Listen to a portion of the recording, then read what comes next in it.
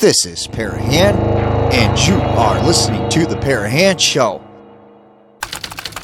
This is something really crazy that happened to me, and I think we don't talk about this enough, and we're not really discussing it, and it's almost elusive that if you weren't paying attention, you would miss it. But we need to discuss this further. So, back in 2009, I was an avid book reader, and I was going to the library 5 or 6 times a week, and I would spend several hours there. And, I was reading anything and everything. Now, I knew the library inside and out, and there was one specific book that I read that was a really great read. It was called The Disappearing Truth. Now, I don't remember the author. All I remember is that this book was written in the 80s. It had a hardback cover and gold font. And that's about the gist of what I can remember from the book and the title. So I read this book about 3 or 4 times there at the library. And one day I went to the library and I was doing some research and I wanted to look at this book to reference it. And when I went to the area in the library where it always was, no one ever checked this book out.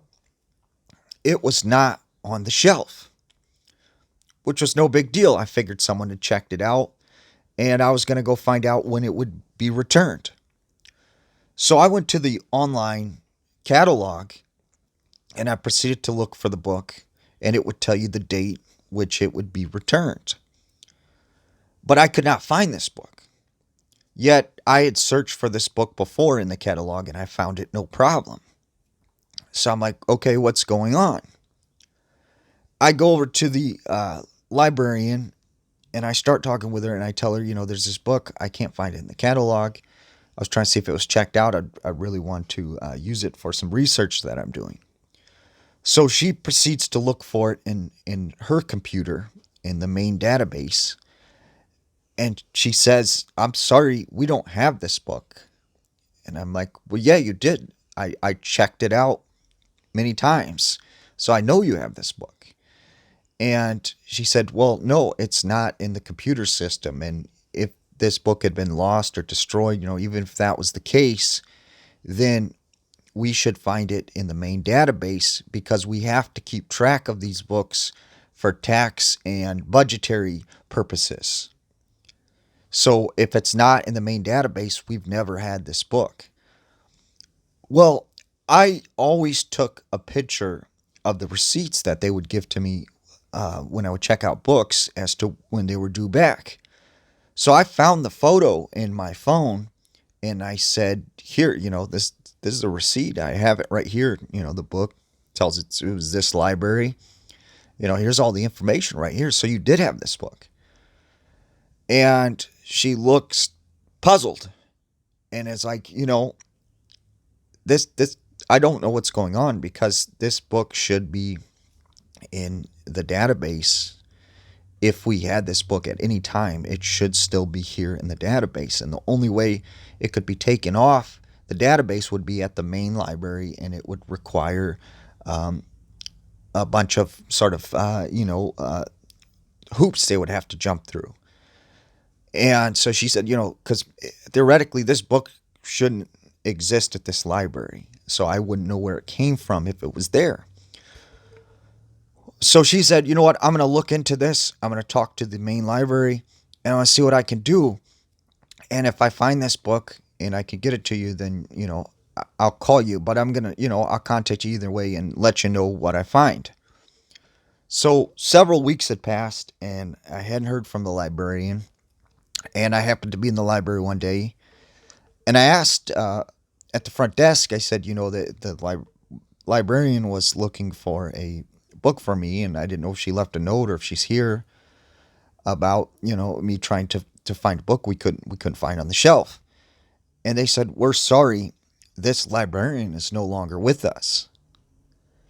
And I thought that's really strange because this was only a couple weeks after she went to go look for this book, and now she's like just doesn't work there anymore. And this librarian had been there for years and years and was an older woman, and I'd always seen her when I went. So I couldn't understand why she had just left the library. And they wouldn't tell me any information as to what the circumstances were. And, what's odd is what was in this book. This book went on to talk about how history was being erased from modern day society and how they were doing this, campaign to eliminate a lot of history, to manipulate history and change what we are learning and what society knows to be as history. And it went on to talk about how people that looked into this and pursued it started to actually disappear themselves. And it's really odd that that's what the book was about. And here this book had disappeared, and now the librarian no longer had a job at the library. So I went on to try and search for this book, and I looked on online bookstores. I looked in any bookstore that I came across, and I could not find this book. I can't even find any proof online that this book actually was printed or existed, which is crazy, because I've been able to find books that were, only a few books were actually published. But I cannot find this book. And I've been trying for years and years and years to find it. And I have met a few people over the years who said, I've read that book. I've actually read that. I know that book existed because I've read that book. And I know exactly what book you're talking about. Yet, we can't seem to locate this book. And that really got me thinking about how there's a lot of other books. And when I spoke with other people about this, they went on and talked about how there's a lot of other books just like this, paranormal books, historical books that have simply just vanished off the shelves of libraries and bookstores. And you cannot find these books anywhere, or even that they existed. And perhaps, you're listening to this and you've had a similar, situation where you found a book just simply vanished. And, this is something, I guess, that's been going on for years and years and years, because this book was written in the 80s and it had talked about similar things to this and how they were trying to erase history by erasing any documentation of historical events that we don't normally hear about. And this isn't nothing new, because there's another strange thing that's been happening where I've spoke to several older people who have talked about going to museums back in the 60s. And there were several big museums around the U.S. where they used to have a collection of special artifacts, these strange exhibits of things like, Bigfoot specimens or alien bones that they said, claim came from an alien, or, something connected with UFOs or strange objects. Giants have been, a thing that I've heard. They used to show these in museums, and they had these exhibits and huge collection of this stuff.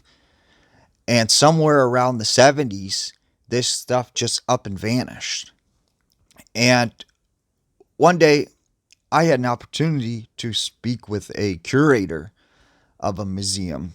And I asked him, I said, have you ever heard anything about this, about stuff like this being at the museum ever? And then it just vanishing in the 70s, or whatever. And he said, oh, yeah, I know exactly what you're talking about. This stuff was at museums all over the U.S., but a lot of this stuff was ordered to be destroyed. And I said, what do you mean destroyed?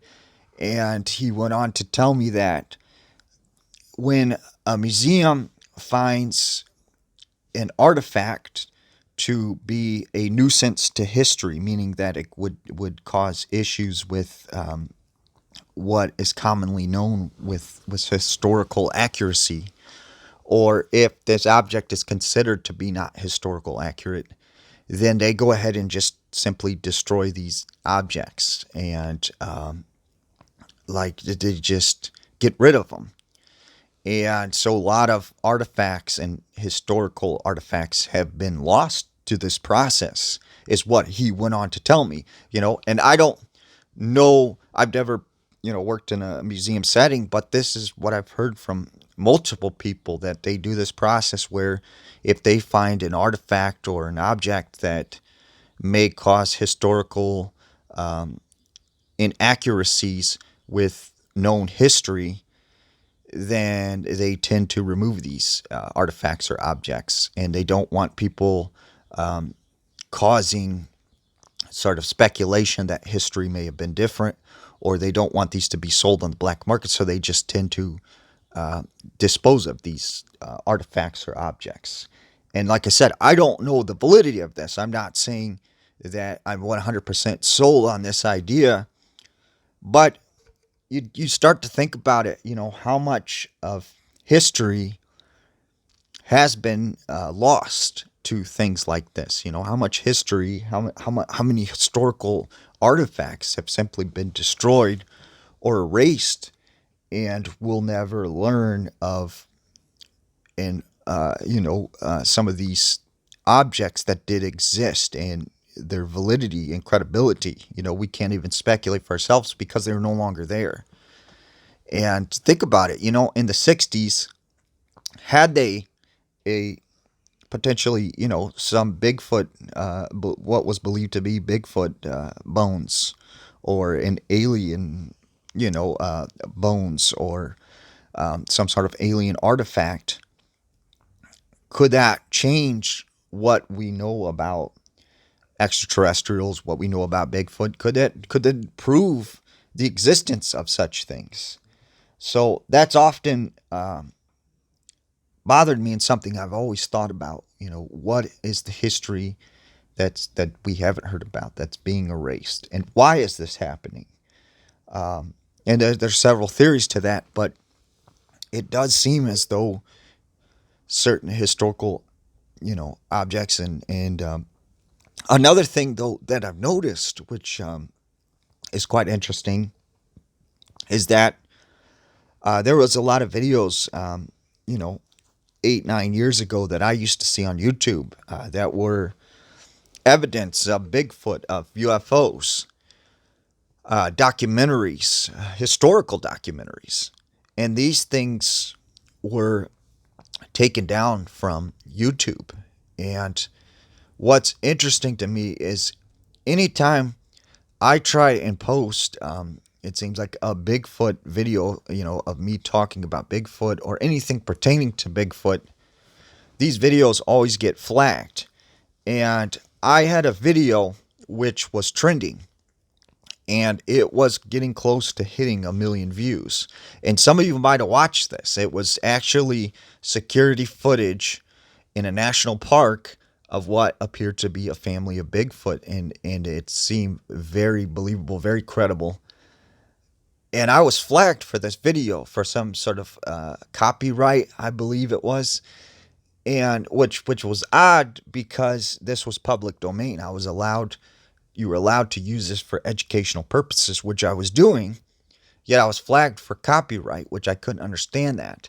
And it was like they didn't flag me until this video, had been on my YouTube channel. And like I said, you might have seen this video if you've been a subscriber for a while, but it wasn't until this video started to really take off and almost hit 1 million views that I got flagged. And all of a sudden I had to take this down because it would have shut down my YouTube channel essentially. So I had to take this video down. And so that's another thing, like I said, on YouTube even, and you find that a lot of documentaries, a lot of old videos have been just taken down or erased or deleted because they've been flagged, and it's like, what is the history that they're keeping from us?